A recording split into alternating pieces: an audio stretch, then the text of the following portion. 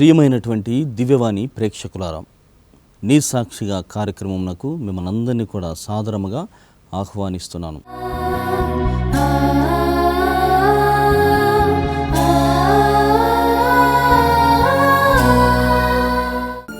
ఈ ఆర్థికపరమైనటువంటి విషయాలు నీ కుటుంబాన్ని నడుపుకుంటూ ఇవన్నీ ఎలా బయటపడగలిగారు? పడక నుంచి నేను లేవలేకపోయాను. వీపులో ఉన్న నరాలు మొత్తం పట్టేసింది. 10 రూపాయలు నేను వేసేందుకు మీరు నమ్ముతారో నమ్మరు ఫాదర్, అదే నెలలో మా హస్బెండ్కి 100 రూపీస్ ఇంక్రీజ్ అయింది. 3 రోజులు నరక వేదన అనుభవించింది, ఒక్క సెకండ్లో తగ్గిపోయింది. అక్కడ ఎంత గలీజ్ ఉంటుంది, అలాంటి స్థలాల్లో నిలబడి నా కోసము డ్రా చేసేది తెలుసా అండి. నిజంగా తమ్ముడు అంత కష్టపడేది ఇంటి కోసము, అంత ప్రేమ.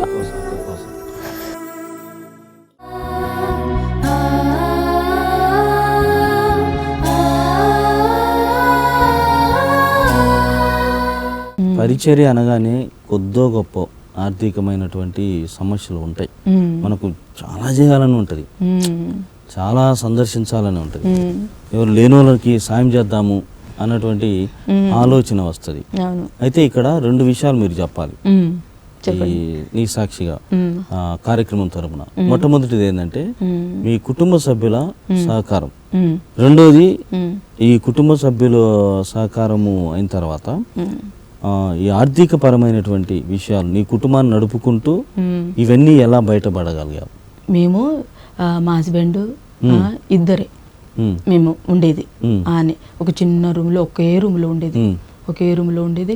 ఆ రూమ్లో నుంచి చిన్న తక్కువ జీతం, అప్పుడు ఆ కాలంలో చాలా తక్కువ జీతము. మా హస్బెండ్ ఎంతో ప్రేమతో వద్దమ్మా ఇక్కడి నుంచి వెళ్ళేది తెలుసా ఫాదర్, నేను ఇక్కడి నుంచి నాంపల్లి వెళ్ళేది.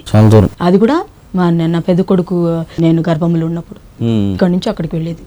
నా హస్బెండ్ అనేది వద్దమ్మా నువ్వు ఇంట్లో ఉండు, నువ్వు పని చేయకు ఎక్కడ, ఇంట్లో ఉండి ఏ టీచింగ్ పని చేయొద్దు, ఏం చేయొద్దు, నేను చూసుకుంటా, నువ్వు ఇంట్లో కూర్చో అని చెప్పేసి. లేదండి, ఇద్దరు ఈ కాలంలో ఇద్దరు పని చేస్తేనే, సిటీలో ముఖ్యంగా ఇద్దరు పని చేస్తేనే ఇల్లు గడుస్తుంది, లేకపోతే గడవద్దు అని చెప్పేసి మా హస్బెండ్ కి నచ్చ చెప్పి ఒప్పించి ఇక్కడి నుంచి అక్కడ పోయేదాన్ని. ఇక్కడ అప్లికేషన్ ఇక్కడ పెట్టేదాన్ని టీచింగ్, ఇక్కడ పెట్టేసేసి అక్కడ మానేసేసి ఇక్కడ రాగానే మళ్ళీ అక్కడ చెప్పేసేసి ఇక్కడ అని అలా మొత్తము నా లైఫ్ అంతా టీచింగ్. 27 years నేను టీచింగ్ ఫీల్డ్లో ఉండే. ఆ ఫైనాన్షియల్ ఎట్లా బయటకు వచ్చానంటే ఆ తక్కువ జీతంలో నిజంగా మా అక్క చెల్లెళ్ళు చాలా సపోర్ట్ నాకు, నిజంగానండి. అని ఎక్కువగా మా అక్క అని బాగా సపోర్ట్ ప్రతి ఒక్క విషయంలో, కానీ ఫైనాన్షియల్గా చాలా సపోర్ట్ చేసేది మా అక్క అని. ఇంకా మా తమ్ముడు మంచి ఆర్టిస్ట్ అనమాట, మంచి ఆర్టిస్ట్. ఆయన నిజంగా మీరు నమ్ముతారో నమ్మరో, 4th ఆయనకి ఎంత ఇయర్స్ తెలుసా? 22 years. 22 years అబ్బాయి నా పెళ్లి చేశాడు. అక్క పెళ్లి ఆ కాలంలోనే, అది కూడా వడ్డీకి తీసి నా పెళ్లి చేశాడు. అంటే మీ పేరెంట్స్ మా డాడీ చనిపోయారు, కాలం చేశారు. తమ్ముడి మీద భారం, ఒకడే తమ్ముడు. అక్కలు కదా చూసుకోవాల్సింది. అక్క పెళ్లి అయిపోయి వెళ్ళిపోయిందిగా మళ్ళీ. సో మనోడు ముందుకు వచ్చాడు. వాళ్ళ ఫ్రెండ్స్ కూడా చెప్పారు, నీకు ఇల్లు లేదు కదనా, నువ్వు కొనుక్కో, మంచి అక్కలు చూస్తారా తర్వాత, ఇల్లు లేదు కదా ఇల్లు కొనుక్కో, మంచిగా స్థలం మంచిగా. ఆ కాలంలో చాలా తక్కువగా ఉండే కదా, అది కూడా హ్యాబిట్స్. మేము ఉండింది అక్కడ హ్యాబిట్స్ అని. Saint Joseph cathedral church. తమ్ముడు అప్పు తీసుకొచ్చి నా పెళ్లి చేశాడు. చాలా అవమానాలు భరించాడండి నా కోసం. మళ్ళీ వాళ్ళు వడ్డీ కట్టకపోతే రారండి ఇంటికి కదా, కానీ ఆర్టిస్ట్ కదా, వస్తే వస్తుంది లేకపోతే లేదు కదా, కానీ చాలా బాధపడ్డాడు. నిజంగా నమ్ముతారో నమ్మరో అండి, నిజంగా ఎలాంటి స్థలాలలో అక్కడ నిలబడి, అక్కడ ఎంత గలీజ్ ఉంటుంది, అలాంటి స్థలాల్లో నిలబడి నా కోసము డ్రా చేసేది తెలుసా అండి. నిజంగా తమ్ముడు అంత కష్టపడేది, అంత కష్టపడేది ఇంటి కోసం, అంత ప్రేమ కోసం, అక్క కోసం. అక్క ఇల్లు ప్రేమ చాలా ఎక్కువ ఆయనకు. అందుకే ఎవరైనా ఏమైనా చెప్తే తొందరగా బాధపడతారు. అని ఆ ప్రేమ దొరకకపోతే తల్లి అక్క చెల్లెల నుండి ఇంకా తల్లి దగ్గర నుంచి ప్రేమ పొందుకోలేకపోతున్నానని బాధతో అంటాడు. కానీ చాలా ప్రేమ అని మంచిగా ఆర్టిస్ట్ అనమాట. మొత్తం మా ఫ్యామిలీ అంతా మీ అక్క చెల్లెళ్ళు తమ్ముడు ఆర్థిక పరిస్థితుల్లో మిమ్మల్ని బయట వేయగలిగారు అన్నమాట. చాలా చాలా సపోర్ట్ అనమాట. అలాగే సిఎఫ్సి కూడా, సిఎఫ్సిలో నేను జాయిన్ అయ్యాను. సిఎఫ్సిలో జాయిన్ అవడానికి కూడా మా ఆడపడుచు నా స్కూల్కి వచ్చి విక్టోరియా రాణి మా ఆడపడుచు అంటే మా హస్బెండ్ వాళ్ళ చిన్న కూతురు అనమాట. స్కూల్కి వచ్చి మరి ఇట్లా సిఎఫ్సిలో ఫామ్స్ ఇస్తున్నాను చెప్పేసిరా అని చెప్పేసి ఫామ్స్ ఇస్తున్నారంటే సరే అని చెప్పేసి అక్కడ సార్కి చెప్పేసి అలా చాలా సిఎఫ్సి కూడా చాలా సపోర్ట్ అంటే నాకు.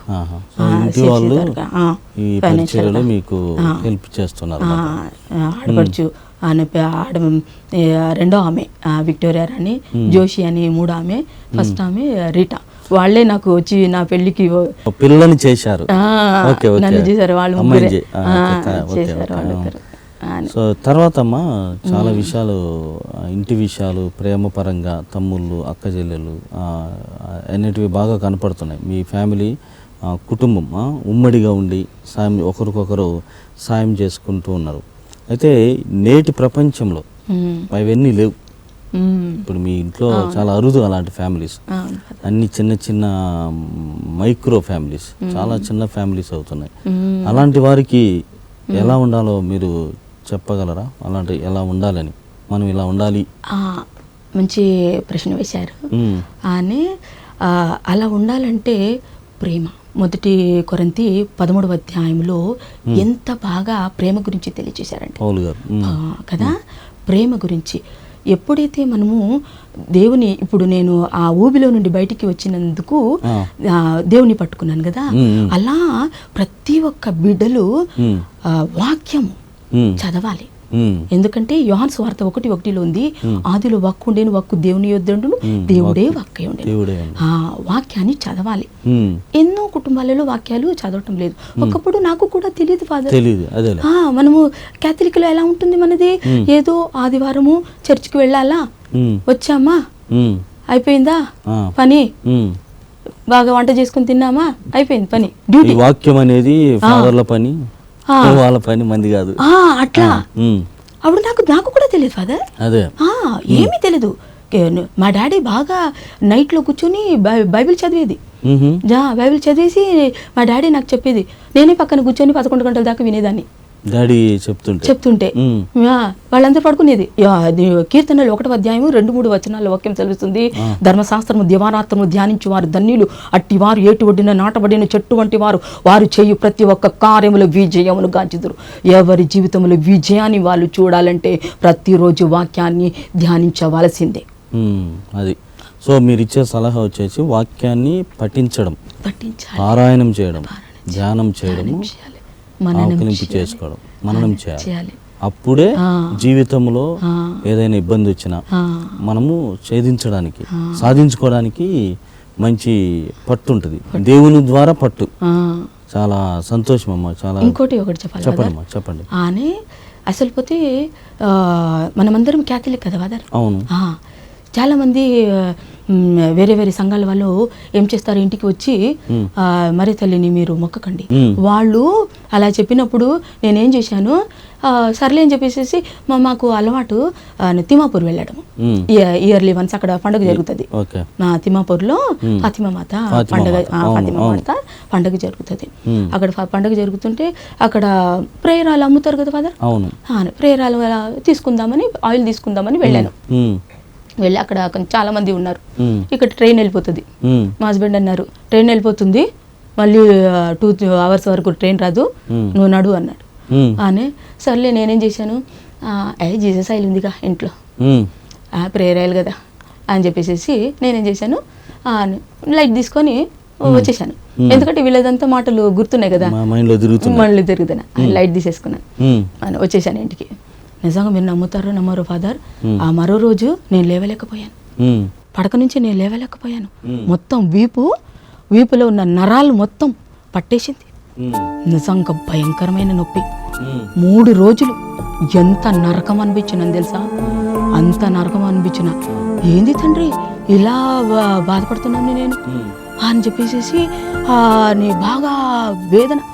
ఇలాగే నేను, తండ్రి నువ్వు మాట్లాడే దేవుడు కదా, నాతో మాట్లాడు, నువ్వు జీవముగల దేవుడు కదా, నువ్వు మాట్లాడు నాతో అని చెప్పేసి వాక్యం ద్వారా మాట్లాడతాడండి. నిజంగా కన్ఫర్మ్, డౌటే లేదండి మా అని. ఎందుకంటే వాక్యం సెలవుస్తుంది కీర్తనలు 94:9 ఏమని, నేను నీకు చెవులుంచాను, నీ ప్రార్థన నేను నీకు చెవులుంచాను, నీ ప్రార్థన నేను ఆలకించలేనా అని ఎంత బాగా దేవుడు తెలియజేస్తున్నాడు. చూడండి, దగ్గరగా మాట్లాడతాడు నీకు కదా, ఎంత బాగా తెలియజేస్తాడు.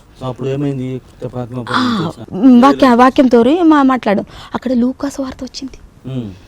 అంటే అక్కడ లూకాసు వార్తలో ఎందుకు ఇట్లా లూకాసు వార్త వచ్చింది అంటే, అప్పుడు గుర్తొచ్చింది. అంతవరకు నాకు గుర్తు రాలేదు, ఈ నొప్పి ఎందుకు వస్తుందని గుర్తు రాలేదు నాకు. ఈ నొప్పి తగ్గట్లేదు, హాస్పిటల్కి వెళ్ళాను, అక్కడ టాబ్లెట్లు వేసుకున్నాను, తగ్గలేదు నాకు. టాబ్లెట్లో తగ్గాలి కదా, మళ్ళీ తగ్గలేదు. మళ్ళీ ఎందుకు తగ్గలేదు అని ఆలోచిస్తే అప్పుడు లూకాసు వార్త వస్తే, నేను తిమాపూర్లో అక్కడ నేను ఆయిల్ని నేను కొనుక్కోకుండా నేను మరి తల్లిని ఇన్సల్ట్ చేసిన. ఏముందిలే మరియ తల్లిని ఇన్సల్ట్ చేసిన. ఒక వాక్యం నేను చదివాను, ఏమని అంటే, నన్ను ఏమైనా అనండి, మీరు పరిశుద్ధాత్మని ఏమైనా అంటే మాత్రము మీకు క్షమాపణ లేదు అని వాక్యం సెలవిస్తుంది. అంటే ఇక్కడ మరియ తల్లిలో ఉన్నది పరిశుద్ధాత్మ దేవుడు. అంటే ఇక్కడ మరియ తల్లిని అవమానిస్తే పరిశుద్ధాత్మ దేవుని అవమానించినట్టే. Praise the lord. ప్రియ దివ్యవాణి ప్రేక్షకులారా, నీ సాక్షిగా కార్యక్రమంలో చిన్న విరామం తీసుకుందాం.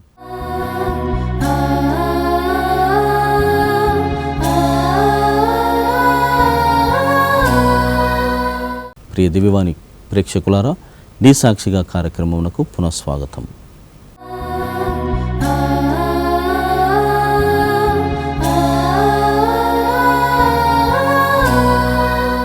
అదే నువ్వు నమ్మొచ్చు నమ్మకపోవచ్చు, కానీ అంటున్నట్టుగా మనం ఏమి ఇక్కడ ఏమంటారు పూజించడం లేదు, ఆరాధించడం లేదు.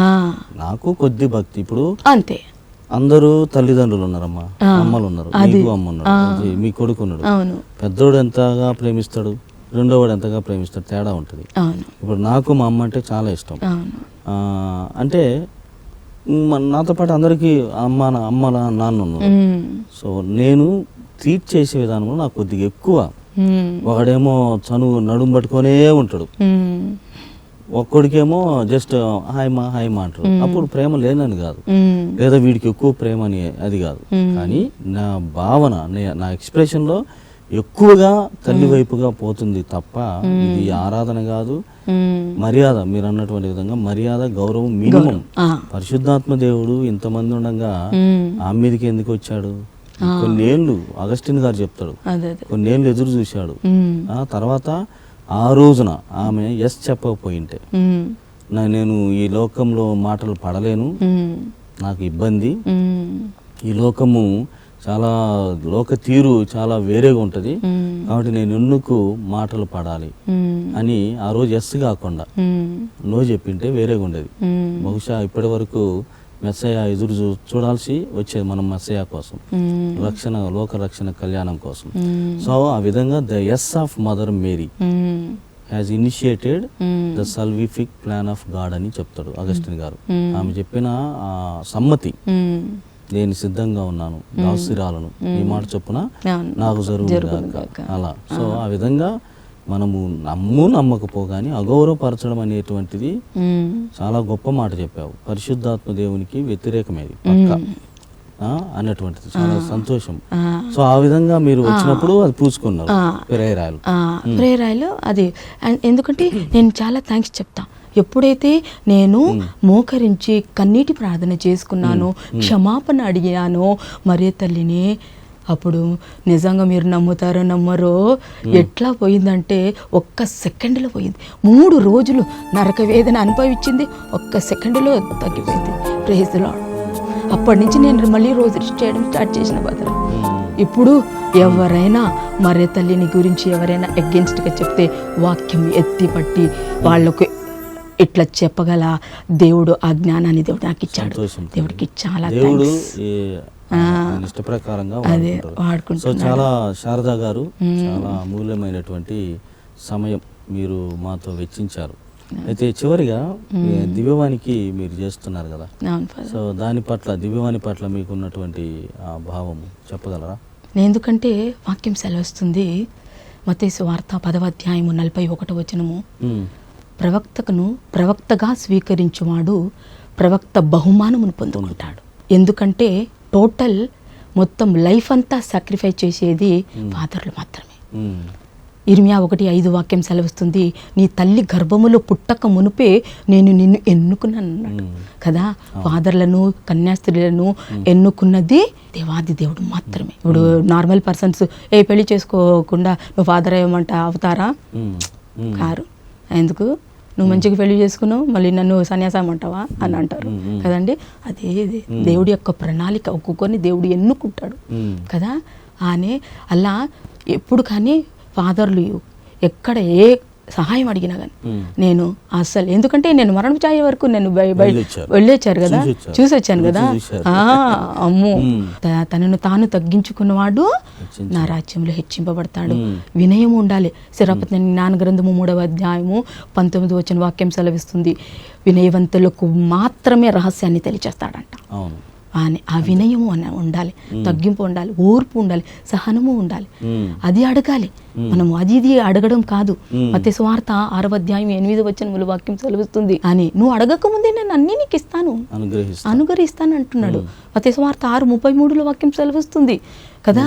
మొదట నా నీతి రాజ్యమును వెతుకుడి, నీకేం కావాలో నేను అన్ని సమకూరుస్తాను అంటాడు. సమకూర్చే దేవుడు అండి. ఇంకొకటి చాలా గొప్ప విషయం చెప్పాలండి, 10% గురించి. 10%. నేను చాలా దీనస్థితిలో ఉండే కదా. ముత్తంగిలో అప్పుడు కేవలము ₹2, ₹3 ఉండీలో వేసేది. అప్పట్లో ₹2, ₹3 వేసేది. వేస్తుంటే అని అందరూ మంచిగా వేసేది, 100, 500.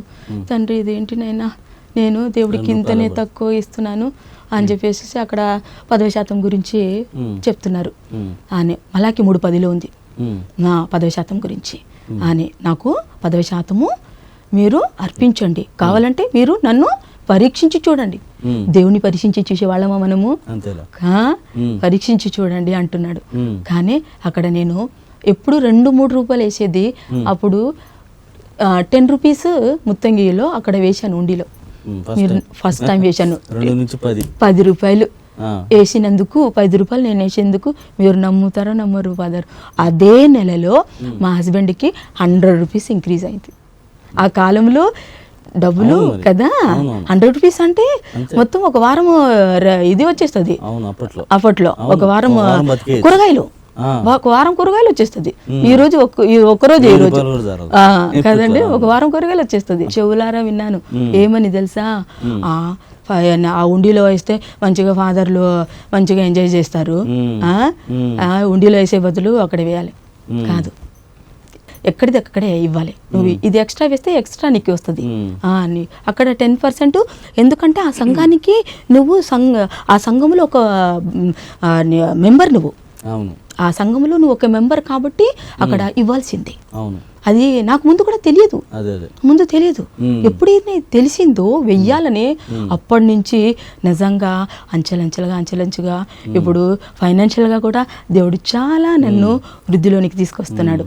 అందుకే ఏ విత్తనము నాటితే అదే చెట్టు మొలకెత్తుతుంది. సో చాలా సంతోషం శారద గారు, మీ అమూల్యమైనటువంటి సమయాన్ని ముఖ్యంగా సాక్ష్యంలో చాలా పవర్ఫుల్ శక్తివంతమైనటువంటి దైవ వాక్కును జోడించి మాకు మీ విషయంలో, మీ కుటుంబ విషయంలో జరుగుతున్నటువంటి అన్ని విషయాలు తెలియజేశారు. కావున నీ సాక్షిగా కార్యక్రమ వీక్షకులు, మరి ముఖ్యంగా దివ్యవాణి ఛానల్ ప్రేక్షకులందరి తరపున మీకు హృదయపూర్వక ధన్యవాదాలు తెలియజేస్తున్నాను. థ్యాంక్ యూ, చాలా సంతోషం. థ్యాంక్ యూ ఫాదర్, మీరు నాకు ఈ అవకాశాన్ని ఇచ్చినందుకు. మీ సాక్షిగా మీ సాక్షి అనేది కేవలం సాక్ష్యం కాదు, అవును, ఈ సాక్ష్యం ద్వారా ఎంతోమంది బిడ్డలు కదా మారు మనసు పొందుకోవాలి, రక్షణ పొందుకోవాలి. నేను ఒక వ్యక్తిగతంగా నేను కూడా మారాలి, అవును కదా. మనిషి మారితేనే కదా, కుటుంబం మారితేనే కదా సంఘం మారుతుంది కదా. కదా ఎక్కడ ప్రేమ ఉన్నదో అక్కడ దేవుడు ఉన్నాడు కదా. ఆ ప్రేమను మనం పొందుకోవాలి, ప్రేమ పంచాలి, పంచాలి. అసలు విషయం మర్చిపోయాను, మీరు దివ్యవాణి ఛానల్లో పాటలు చాలా పాడుతున్నారు. మా ప్రేక్షకుల నిమిత్తం మీకు బాగా నచ్చినటువంటి ఒక పాట పాడి ఒక చిన్న ప్రార్థన చేయగలరు? నా కాపరి నా యేసువా, నా జీవమా, నా రక్షకా, నా కాపరి నా యేసువా, నా జీవమా, నా రక్షకా, నాకున్నదంతా నీదేనయ్యా, నువ్వు చింతలుండగా లోటేమికా, నాకున్నదంతా నీదేనయ్యా, నువ్వు చింతలుండగా లోటేమికా, నా కాపరి నా యేసువా, నా జీవమా, నా రక్షకా, నా